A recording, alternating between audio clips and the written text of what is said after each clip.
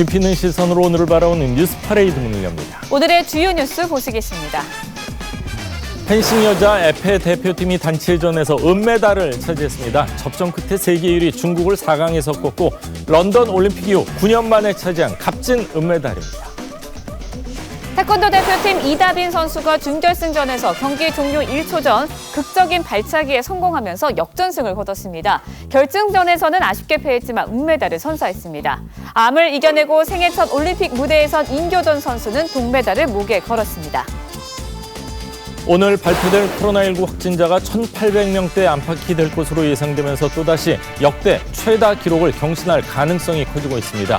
델타형 변이까지 급속도로 확산하면서 정부의 방역 대응이 더욱 어려워지고 있습니다.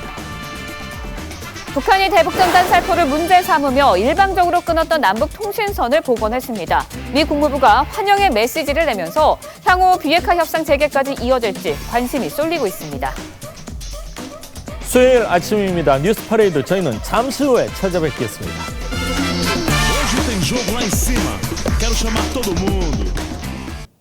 올림픽이 개최되고 있는 도쿄의 하루 확진자가 2,848명으로 코로나 사태 이후 역대 최다를 기록했습니다.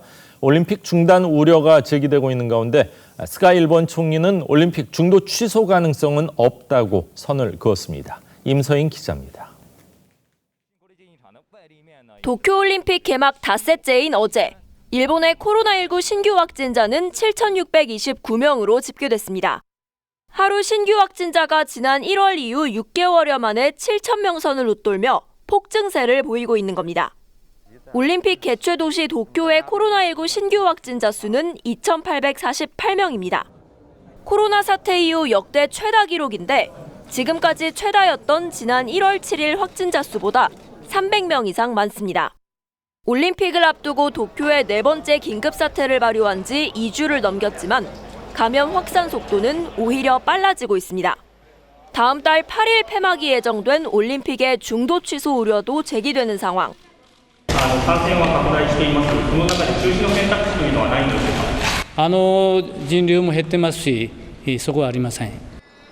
스가 총리는 올림픽 중도 취소 가능성은 없다고 선을 그었습니다. 그러면서 일본 국민들에게 불필요한 외출을 삼가고 올림픽 경기를 자택에서 TV로 관전해달라고 재차 당부했습니다.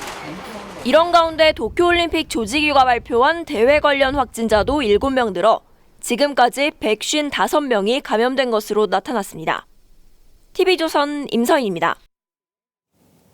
우리나라도 상황이 좋지 않습니다. 오늘 발표될 코로나19 신규 확진자가 1,800명대 안팎을 기록할 것으로 보여 역대 최다 기록이 깨질까 우려되는 상황입니다.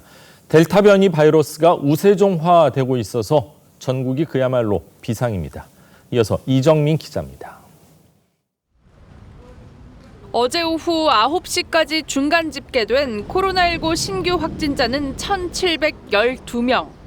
전날 같은 시간대 1,219명보다 493명 많아 오늘 신규 확진자는 1,800명 안팎이 될 전망입니다.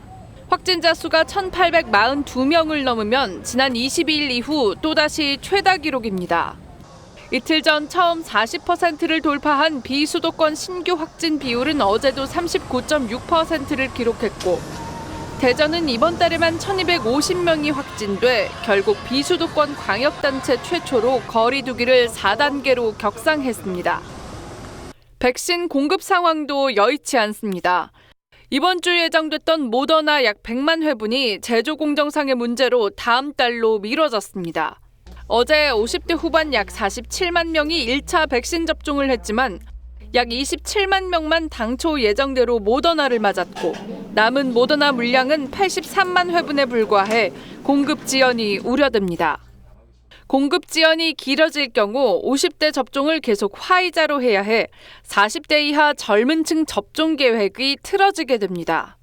그런데도 정부는 문제가 없다는 입장입니다. 3분기 공급량으로는 저희가 3,600만 명에 대한 1차 접종은 가능한 것으로 판단을 하고 있습니다. 델타 변이 우세종화도 갈수록 심해지고 있습니다. 국내 감염 사례 가운데 델타형 변이 바이러스 검출률은 48%, 델타 변이를 중심으로 전국 확산세가 가속화되면서 정부 방역에 비상이 걸렸습니다. TV조선 이정민입니다. 해직교사를 부당으로 특별 채용한 혐의를 받고 있는 조희연 교육감이 공수처에 소환돼 10시간이 넘는 조사를 받고 귀가했습니다. 조 교육감은 해직교사 특채는 사회정의에 부합하고 적법했다며 혐의를 부인했습니다. 한송원 기자의 보도입니다.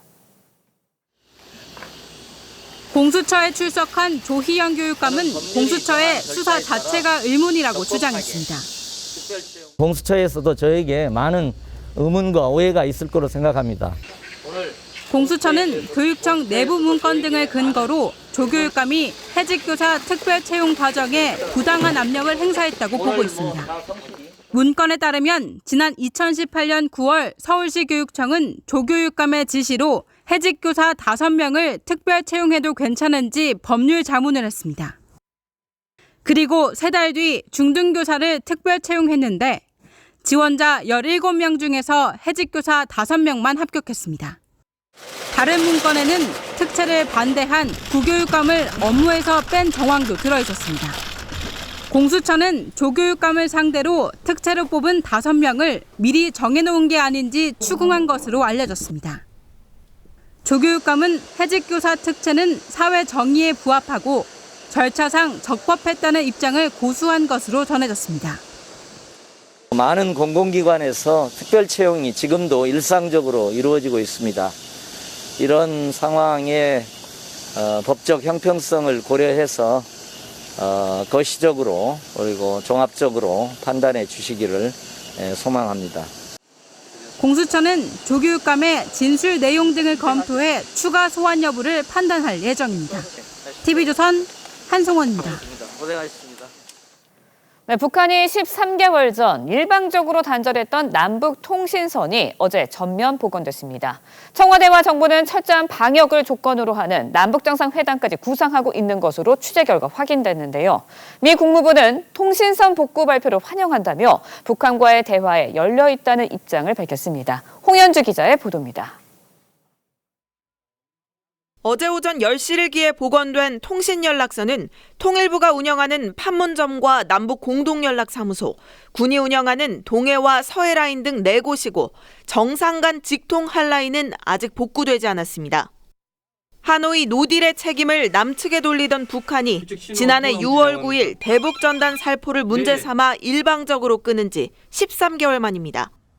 지난 4월부터 여러 차례 친서를 교환하면서 남북 간 관계 회복 문제로 소통해 왔으며 청와대는 양 정상 간 대면 접촉과 화상 정상회담에 대해 논의한 바 없다는 공식 입장을 밝혔습니다. 하지만 남북 관계에 정통한 정부 고위 관계자는 TV조선에 방역을 전제로 판문점에 대면 방역회담장을 만들 계획이라고 말해 청와대와 정부가 통신선 복원을 시작으로 화상 실무회담, 대면 정상회담까지 성사시킬 계획을 세운 것으로 확인됐습니다. 북한이 통신선 복원 합의에 나서게 된 건 미 바이든 정부 대북 정책이 유화적이라고 판단해 그에 호응하기 위한 차원으로 분석됩니다. 미국 국무부는 연합뉴스 서면 질의에 남북 통신선 복구 발표를 환영한다며 긍정적 조치라고 답했고 로이드 오스틴 미국 국방장관은 싱가포르 공개연설에서 북한과 대화에 계속 열려 있다고 거듭 강조했습니다. TV조선 홍현주입니다. 오늘부터 남과 북은 24시간 365일 직접 협의할 수 있게 되었습니다. 공동연락사무소의 개선은 북과 남이 고두어 들인 알찬 열매라고 말할 수 있습니다.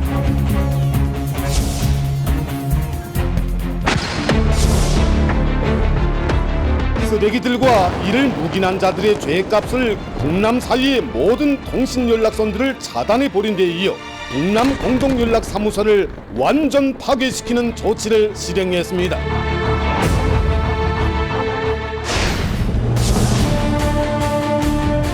남과 북은 2021년 7월 27일 남북 간 통신연락선을 복원하기로 합의하였습니다. 양 정상은 남북 간에 하루속히 상호 신뢰를 회복하고 관계를 다시 진전시켜 나가자는 데 대해서도 뜻을 같이 하였습니다.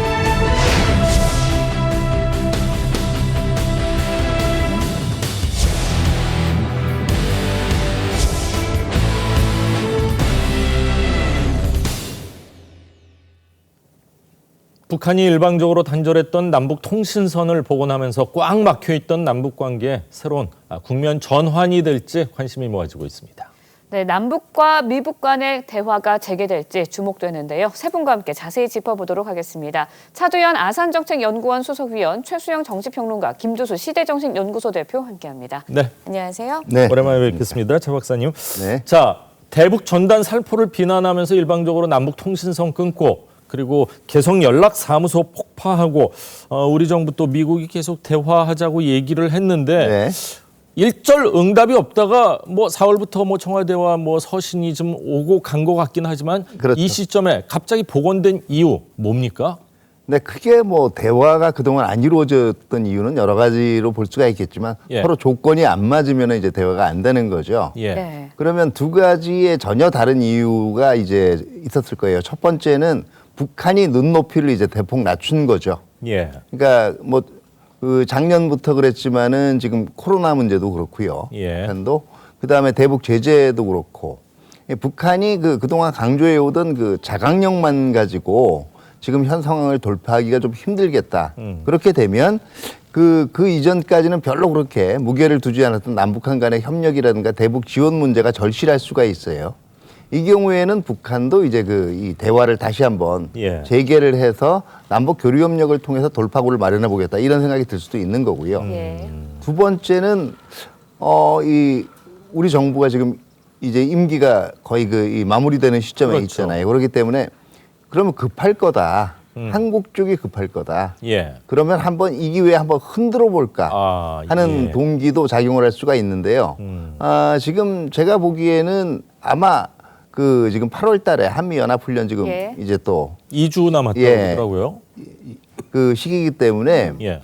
거기서 한국 정부가 어떻게 하는지 보겠다. 다시 예. 말해서 한국 정부가 연합훈련을 앞장서서 네. 유예하거나 축소해주는 조치를 좀 취해주는 걸 한번 유도해보겠다 그런 분석도 있는 걸로 생각이 돼요. 그렇군요. 대내외적, 대외적 이 요인이 있을 것이다 이렇게 분석을 해주셨는데 네네.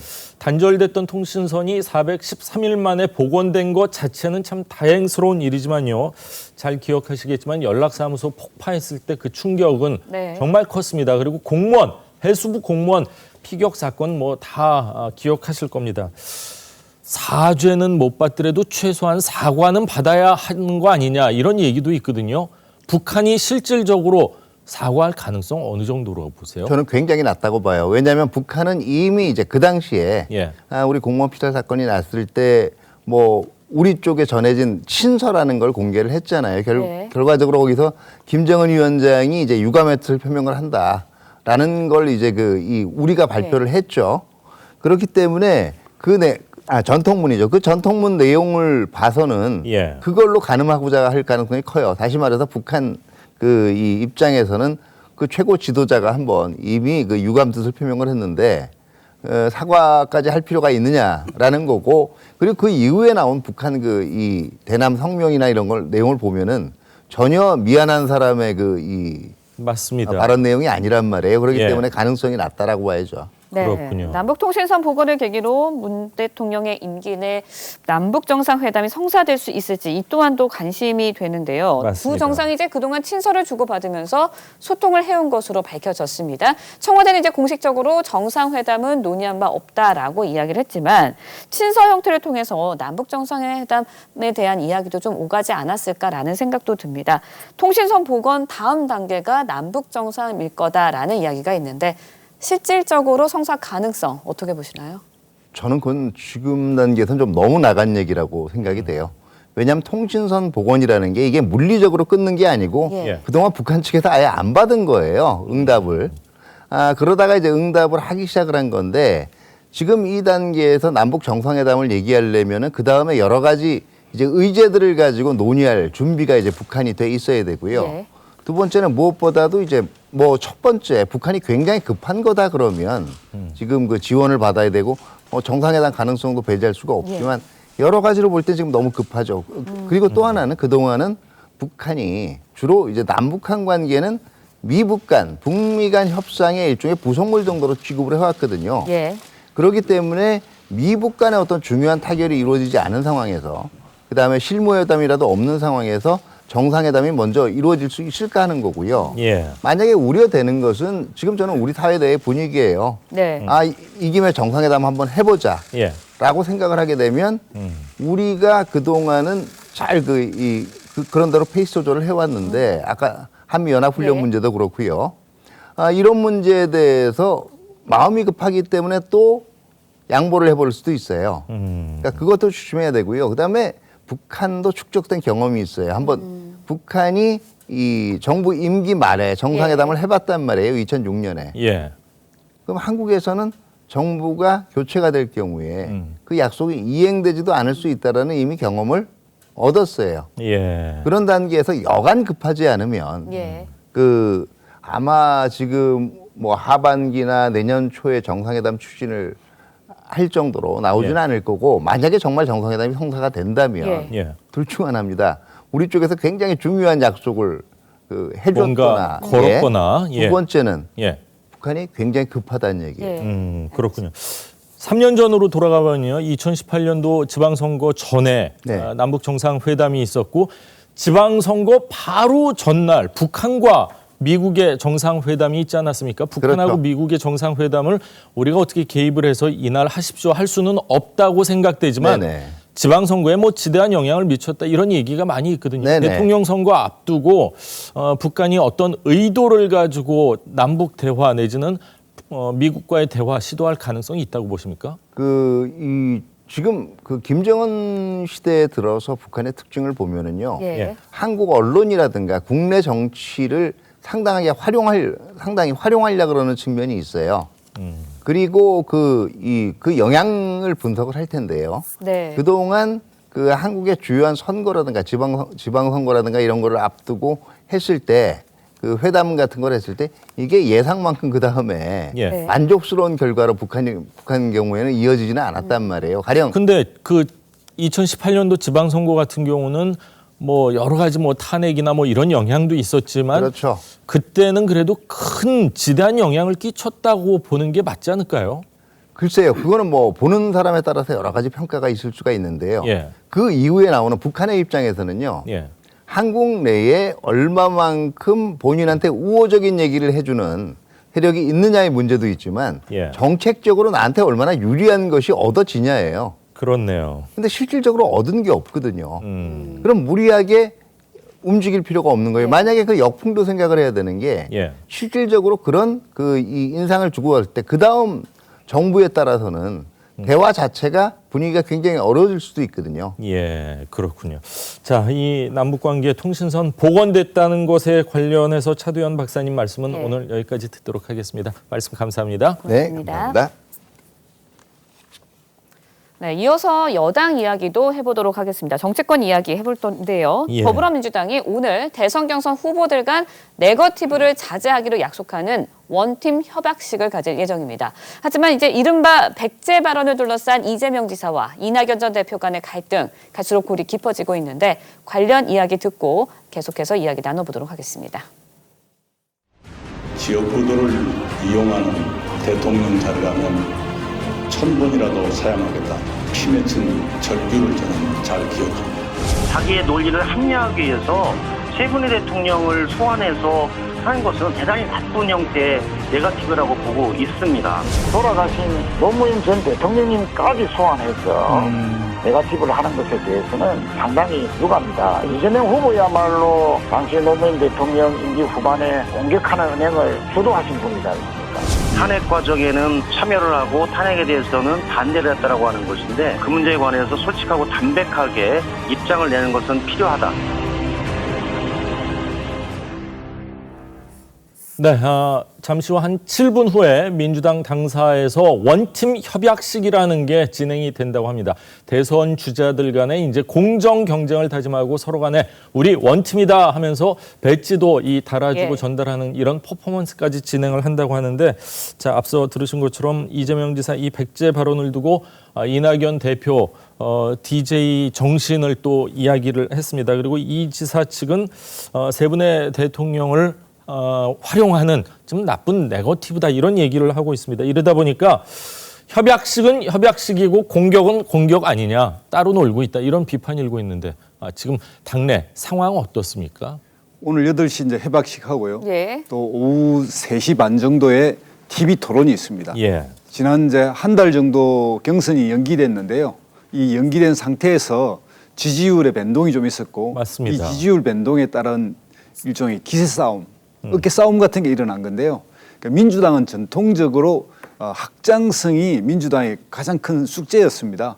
그러니까 우리가 알고 있는 호남 정치인 중에 지금 국정원장을 하고 있지만 개헌 시절에 박지원 의원은 호남이 없으면 집권이 어렵지만 호남만으로 집권은 더 어렵다 이런 이야기를 할 정도로 민주당은 전통적으로 확장성, 그러니까 지역주의에 의한 고립을 탈피하고자 하는 바가 있었고, 이 확장성에 대한 서로의 이제 뭐랄까요, 이 선거 유불리에 따라서 이것을 좀 확대한 측면이 있습니다. 그래서 일시적으로 좀 확전이 일어났는데 이 확전은 오늘부로 일단 좀 정리되지 않을까. 특히 이제 호남 불가론이나 뭐 백제 발언은 오늘 TV 토론까지 아마 나올지는 몰라도 그 이후로 추가로는 추가 진행은 안 될 것 같다. 잠잠해질 가능성이 높다 이렇게 예측을 해주셨는데 좀 지켜봐야 될 것 같아요. 그 문제도. 여권 원로 인사인 유인태 전 국회 사무총장, 이 지사와 이 전 대표 간의 공방을 두고 서로에게 책임이 있다라고 지적을 했습니다. 직접 들어보시죠. 이재명 지사 그 시원하게 그 사이다 발언을 막 폭포수처럼 쏟아내잖아요. 그런 뜻은 저는 아니었다고 보는데 또 그런 그 트집을 잡힐 오해를 살 만한 말을 한 것도 사실이에요. 꼬투리 잡은 사람이 문제입니까? 꼬투리 잡힐 만한 말을 한 사람이 문제입니까? 뭐 반반 책임이 있다고. 반반 소통 논쟁은요. 저걸 지금 뭐 소환하는 것도 참 어리석은 거라고 보는데. 네, 이재명 지사, 이낙연 전 대표 간의 네거티브 공방 갈수록 격화되는 모습을 보이면서 지난 2007년이죠. 한나라당 경선 당시에서 친 이명박계와 친 박근혜계 간의 갈등 못지않다 이런 우려도 나오고 있습니다. 그런 분열이 또 일어나지 않을까라는 우려가 나오고 있는 건데 두 후보 간의 갈등 계속 격화될 가능성이 있을까요? 어떻게 보시나요? 예, 저는 지금 사실상 우리가 금기선인 레드라인을 넘었다고 저는 생각을 합니다. 그래서 사실 원래 이게 외부와의 전쟁보다도 내전이 더 치열하고 사실 혈전이 전개되는 그런 더 아픕니다. 더 아프죠. 그렇게 그 후유증 그래서 심한 건데 저는 이제 이런 생각이 듭니다. 그러니까 지금 어쨌든 고소 고발은 없지만 상당한 선에서 지금 서로 금기선인 레드라인이 넘고 있는 것 같은데 저는 이런 부분에 대해서는 좀 이 두 후보가 약간 좀 전략적 판단은 오류가 있는 것 같아요. 그러니까 사실 이 백제 발언이라든가 적동성 논쟁은 이게 과거에 대한 이야기 아닙니까? 근데 이 김대중 전 대통령이나 노무현 전 대통령 같은 경우는 평생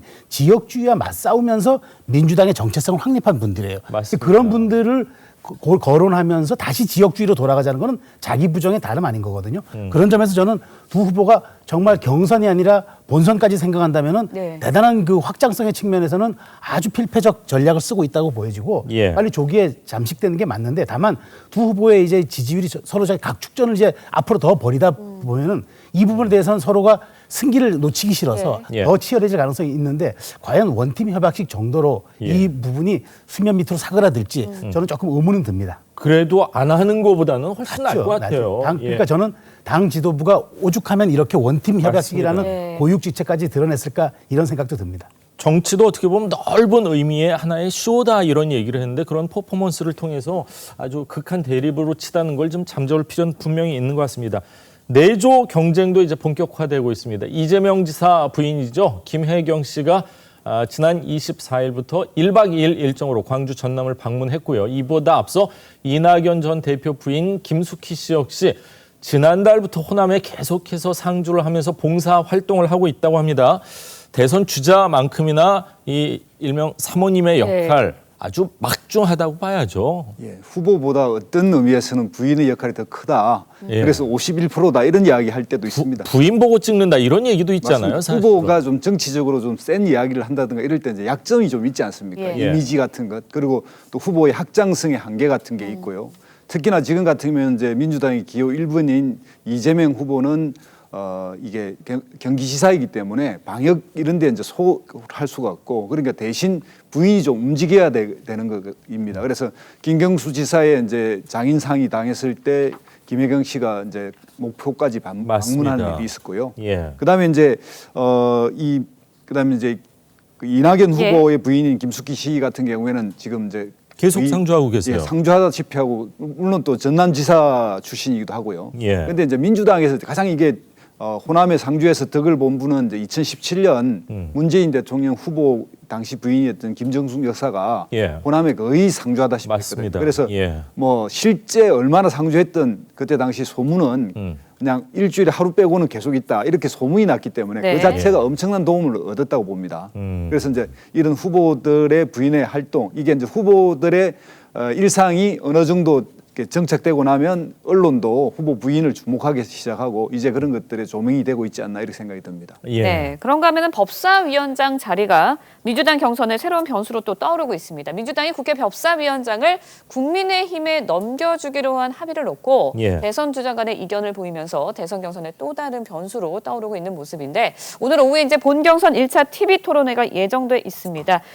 이 여당 지지층이 민감하게 반응하는 쟁점인 만큼 오늘 이제 토론회에서도 주요 쟁점으로 떠올릴 것 같은데 어떻게 보시나요? 중요 쟁점이 될 거예요. 그러니까 지금 사실 과거사를 또 끄집어내지 않으면 이 문제가 지금 서로의 선명성을 드러내는 아마 굉장한 이슈가 되기 때문에 그럴 것 같은데 근데 저는 사실 이해가 안 되는 거는 이거는 당 지도부가 여야 합의한 거 아니겠습니까? 그리고 예. 사실 법사위라는 게 지금 당장 넘겨주겠다는 것도 아니고 내년 대선 이후에 간다는 건데 그렇죠. 내년 6월입니다. 사실상 그리고 지금 법사위가 과거와 같은 게이트키퍼 역할을 못하고 거의 형해화되어 있어요. 그러니까 법사 자구심사 정도만 남기고 가는 건데 근데 이구 문제를 가지고 왜 원칙론과 파기론이 나오는지 저는 이해가 안 되는데 저는 이런 것을 이재명 후보가 아마 좀 그동안 자기가 좀 지지율이 빠진 점에 대해서 이 부분을 자기가 어떤 그 모멘텀을 활용하겠다는 전략이 있는 것 같은데 저는 이런 거죠.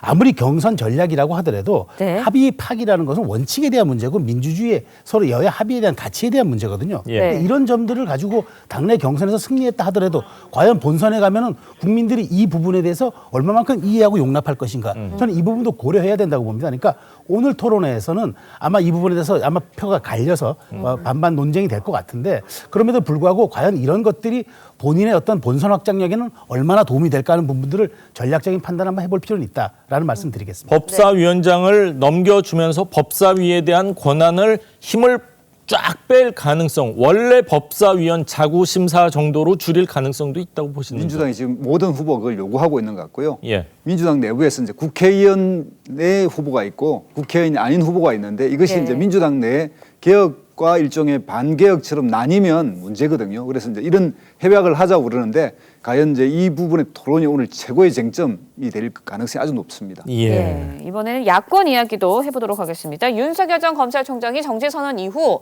처음으로 부산을 찾았습니다. 그 장면 직접 보시죠.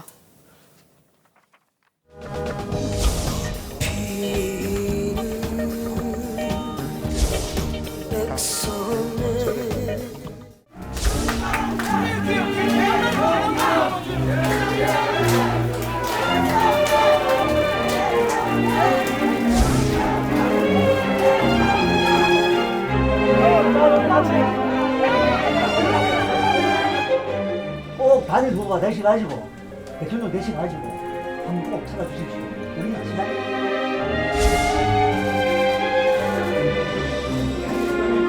제가 미수를 계산하는 이유가 있습니다. 대선 승리하자고. 대선 앞두고 대선 승리하자고. 승리하시라고. 대선 꼭 좋은 결과 있습니다. 고맙습니다. 자, 야야. 그 영화 변호인에 보면은 우리 노무현 변호사님이 1차 하시고 꼭 그 마지막에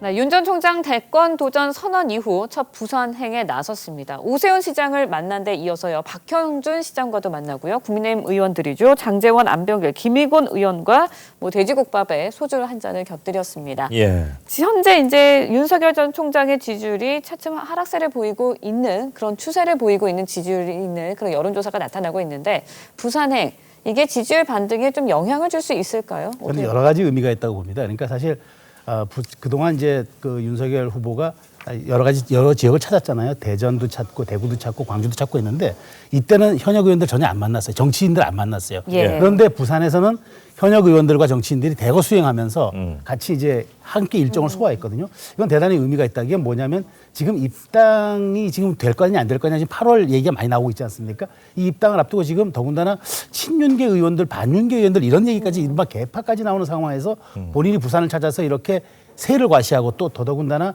PK 지역을 공략했다는 것은 나름 어떤 그 입당을 앞둔 본인의 숨고르기 전략 차원일 수도 있겠다는 생각이 듭니다. 그래서 어쨌든 이게 손뼉도 마주쳐야 소리가 나는 법 아니겠습니까? 윤 총장은 밖에서 이렇게 얘기하고 또 안쪽에서는 뭐 40여 명의 또 현역 의원들이 윤 총장 입당을 요구하는 이러한 상황이 반복되면서 나름 이렇게 지금 본인이 조금 하락세에 있는 이런 추세를 좀 반전시키려는 이런 모멘텀의 기회로 만들겠다는 전략이 있는 것 같고 또 하나는 여기가 지금 사실 본인의 잠재적 경쟁자라 할 수 있는 최재형 전 원장의 감사원장의 지역 기반이기도 하거든요. 그렇네요. 이런 점을 또 공략해서 함께 좀 이런 투트랙 전략으로 가는 것도 아닌가라는 분석을 저는 하겠습니다. 예, 지역을 찾아서 국민의힘 의원들과 만난 것도 이번이 지금 생각해 보니까 처음이네요. 예, 장제원, 안병길, 김희곤 의원. 세 사람 모두 좀 빨리 입당하십시오. 이 성명서에 이름을 올린 분이기도 한데 아무래도 당내 새 확장을 염두에 두고 이 새 의원이 아까 의전이라는 표현을 하셨는데 의전이라기보다는 이렇게 같이 이제 자리를 했습니다. 새 확장에 도움 되겠죠? 암만 해도 이게 지금 현재 그 국민의힘의 기반은 영남이고 영남은 대구, 경북도 있지만 불경 워낙 PK가 크지 맞습니다. 않습니까? 그래서 이 부분에 대해서 또 잠재적 후보인 최재형 후보가 경남 진해 출신이고요.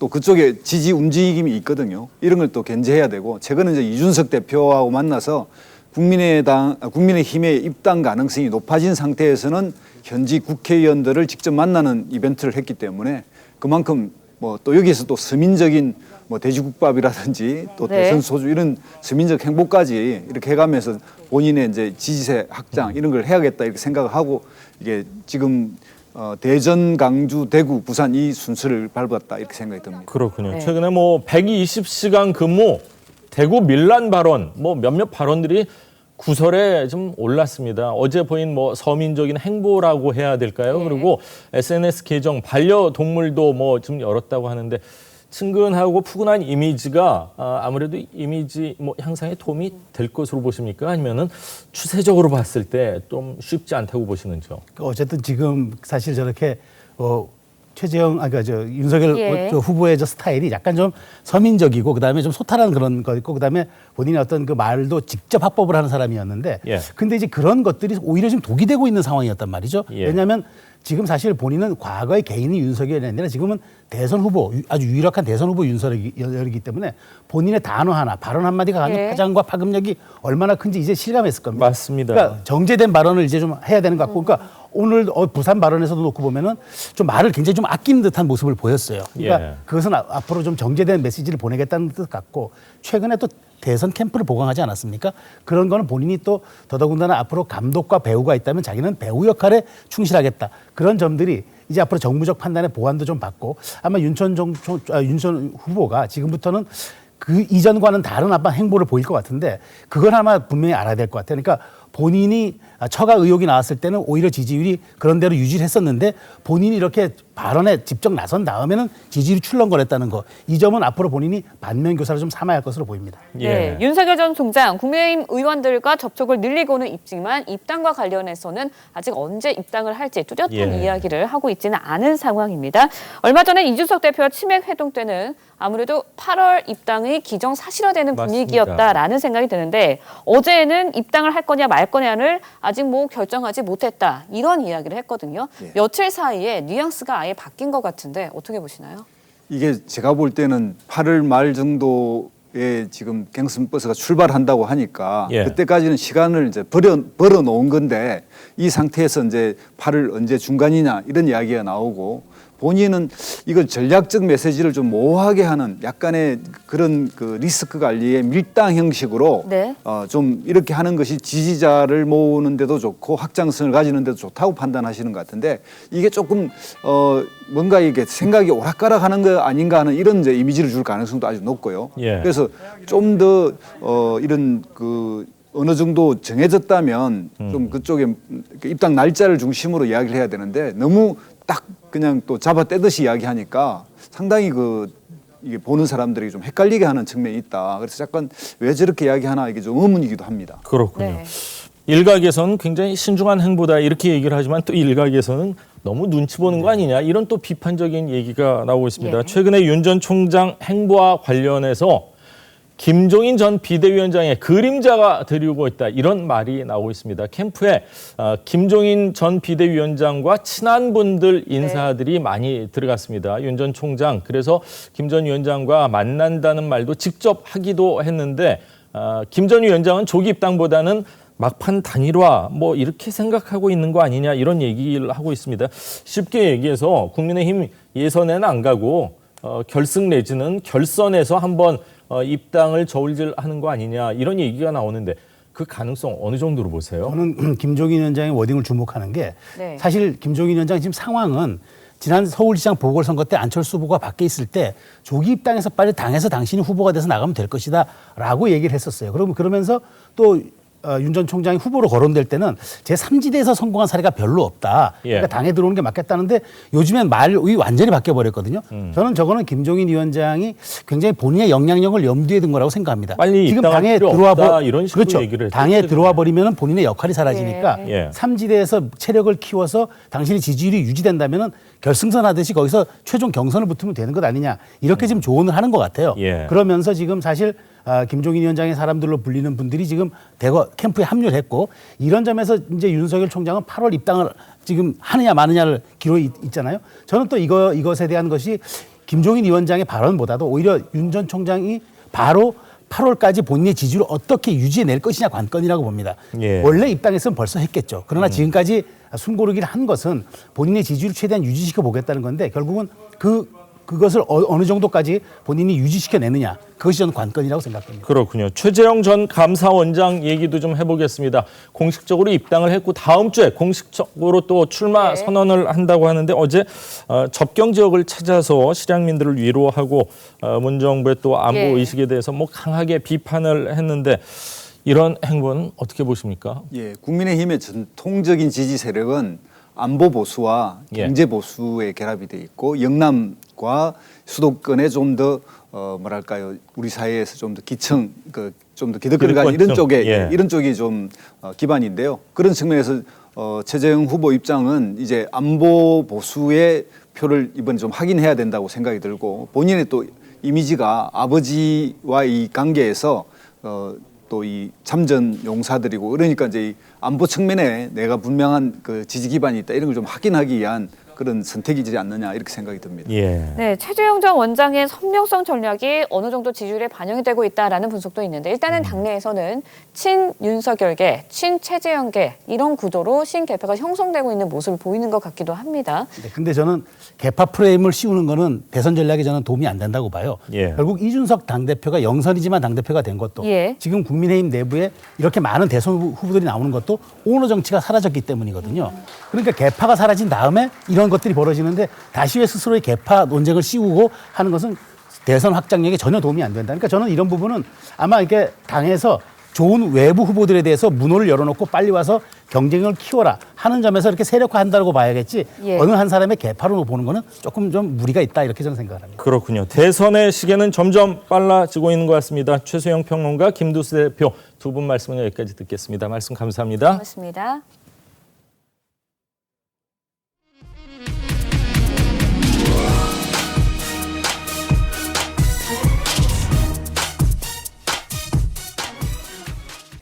경상북도 문경에서 사냥개 6마리가 산책하던 모녀를 공격하는 일이 벌어졌습니다. 60대와 40대 모녀가 크게 다쳤는데 인근 주민들은 개 주인이 평소에도 목줄을 착용하지 않았다며 불만을 토로하고 있습니다. 이심철 기자입니다. 산책로 바닥에 찢어진 옷가지와 혈흔이 보입니다. 지난 25일 저녁 7시 반쯤 경북 문경의 한 강변 산책로에서 60대와 40대 모녀가 사냥개 6마리에게 공격당해 크게 다쳤습니다. 머리 이제 봉합술을 하셨는데 아직 정확히 의식이 완벽하게 돌아오신 상태는 아니고 누나는 아직 수술을 못했고요. 모녀를 공격한 사냥개들은 마을 주민이 키우고 있었습니다. 인근 주민들은 평소에도 해당 견주가 목줄도 없이 사냥개들을 데리고 다녔다고 말합니다. 지난 3월에는 이웃집 반려견도 공격당했습니다. 멀리 죽으면 많이 집사람이 갔다가 그만 물어가지고 주민들이 평소 견주에게 위험하다고 호소했지만 소용이 없었습니다. 짚고 하는데 무섭더라고요. 많이 이야기들 하죠. 그런데 말을 안 들어요. 그렇지만. 모녀를 공격한 견종은 사냥개인 그레이하운드. 하지만 현행 동물보호법상 목줄과 입마개를 반드시 착용해야 하는 맹견에는 포함되지 않습니다. 경찰은 사냥개 6마리의 견주인 60대 남성을 중과실치상 등의 혐의로 입건해 조사하고 있습니다. TV조선 이심철입니다. 인터넷 은행 최초로 상장 예정인 카카오뱅크 공모주 청약이 어제 모두 마감됐습니다. 59조 원의 뭉칫돈이 몰리면서 흥행에 성공했는데요. 하지만 지점이 없어 생기는 업무 공백 문제점이나 거품 논란은 꾸준히 제기되고 있습니다. 이태영 기자의 보도입니다. 여의도의 한 증권사 객장입니다. 카카오뱅크 공모주를 사기 위해 청약 마감일에 증권사를 찾은 고객들이 직원들과 상담을 합니다. 한 3배 또는 2배 반 정도 올랐거든. 보통 신규 청약에서 손해보면 별로 없어요. 그러니까 오래까지 있으면 손해볼 수 있죠. 카카오뱅크에 몰린 증거금은 모두 59조 원. 통합 경쟁률은 182대 1을 기록했습니다. 기존 SKIE 테크놀로지와 SK바이오사이언스의 최대 기록을 경신하지는 못했지만 공모주 중복 청약 금지에도 흥행에 성공했다는 평가를 받고 있습니다. 카카오뱅크가 공모가 그대로 주식시장에 상장하게 되면 시가총액은 18조 5천여억 원으로 국민은행, 신한은행에 이어 3위를 차지하게 됩니다. 15%만 오르게 되면 금융업계 1위를 차지하게 되는 만큼 고평가 논란은 끊이질 않습니다. 한 투자회사는 청약 자제를 권유하는 보고서를 내기도 했습니다. 또 지점이 없어 생기는 금융 업무 공백 등 서비스 부족에 대한 지적도 꾸준히 제기되고 있습니다. 급속한 성장을 하다 보니까 대출에 관련된 고객에 대한 서비스 지원 이런 부분들에 있어서는 아직 충분한 경험을 축적했다고 보기는 어렵고요. 젊은 세대의 압도적인 이용으로 금융업계 1위를 넘보는 카카오뱅크가 거품 논란을 딛고 기존 은행을 따라잡을 수 있을지 관심이 모아지고 있습니다. TV조선 이태형입니다. 독일 레버쿠젠 화학공단에서 대형 폭발 사고가 발생해 33명의 사상자가 발생했습니다. 연기와 함께 화학물질이 퍼지면서 주민이 급히 실내로 대피해야 했습니다. 유혜림 기자의 보도입니다. 버섯 모양의 커다란 연기가 하늘로 솟구칩니다. 수백 미터 높이로 치솟은 연기는 바람을 타고 주변으로 퍼져나갑니다. 현지 시간 27일 오전 9시 40분쯤 독일 레버쿠젠 화학공단에서 대형 폭발 사고가 발생했습니다. 화학용매가 담겨있던 저장 탱크가 폭발하면서 최소 2명이 숨지고 31명이 부상을 입었습니다. 직원 5명이 실종됐는데 현장 관계자는 생존 가능성이 매우 낮다고 밝혔습니다. 불길은 4시간 만에 꺼졌지만 화학물질이 섞인 연기가 레버쿠젠 전역으로 퍼졌습니다. 재난당국은 극도의 위험 수준의 경보를 발령하고 주민들을 실내로 대피시켰습니다. Es haben Lösungsmittel gebrannt, es haben auch chlorierte Lösungsmittel gebrannt und eine genaue Analyse der Wolke, die sich ja in großer Höhe, wir haben sie alle gesehen. 정확한 폭발 원인은 아직 확인되지 않았습니다. 시당국은 안전이 확인될 때까지 야외 수영장을 이용하지 말고 텃밭의 식물을 먹지 말라고 경고했습니다. 레버쿠젠 화학공단은 유럽 최대 화학공단 중 하나로 독일 최대 화학제약업체인 바이엘 등 70여 개의 회사가 입주해 있습니다. TV조선 유혜림입니다.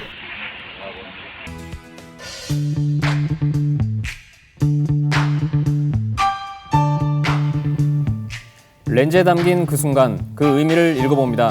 사진기자가 선택한 아침의 한 장입니다. 폭염이 기승을 부리며 전국 곳곳의 저수지에는 여름의 불청객 녹조 현상이 찾아왔습니다. 녹조 때문에 푸른 빛을 잃어가고 있는 대청호를 찾아가 봤습니다. 충북 옥천군 대청호 상류 지역입니다. 하늘에서 내려다보니 호수가 온통 녹색빛을 띠고 있습니다. 마치 저수지에 연두색 물감을 풀어놓은 듯합니다.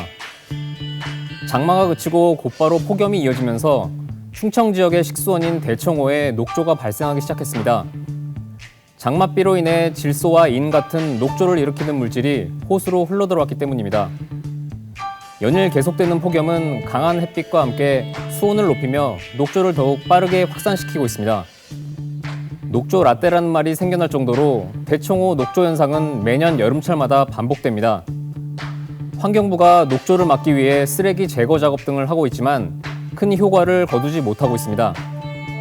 녹조 현상을 막기 위해서는 수질 오염원에 대한 근본적인 조사와 대책이 필요하다는 지적이 나오고 있습니다. 아침에 한장이었습니다. 수일째 푹푹 찌는 더위가 밤낮으로 이어지고 있습니다. 오늘도 어제와 비슷한 폭염 속에 내륙 곳곳으로 소나기가 내리겠는데요. 경기 동부와 강원 영서 남부, 충청 내륙과 호남 내륙, 그리고 영남 곳곳으로 5에서 40mm의 소나기가 예상됩니다. 전국에 폭염특보가 내려지면서 한낮 기온 서울 36도, 청주와 대전 35도, 대구가 34도로 어제만큼 덥겠습니다. 계속되는 더위에 지치지 않도록 건강관리 잘 하시기 바랍니다. 바다의 물결은 먼 바다에서 최고 2.5m로 비교적 높게 일겠고요. 해안가에는 너울이 강하게 밀려오겠습니다. 해안가 안전사고 발생하지 않도록 주의하셔야겠습니다. 내일은 전북 동부에 소나기가 지나겠고요. 다가오는 주말에는 전국에 비 소식 들어있습니다. 날씨였습니다. 수요일 아침 뉴스 퍼레이드는 여기서 인사드립니다. 네, 저희는 내일 아침 7시 30분에 다시 찾아뵙겠습니다. 시청해주신 여러분 고맙습니다.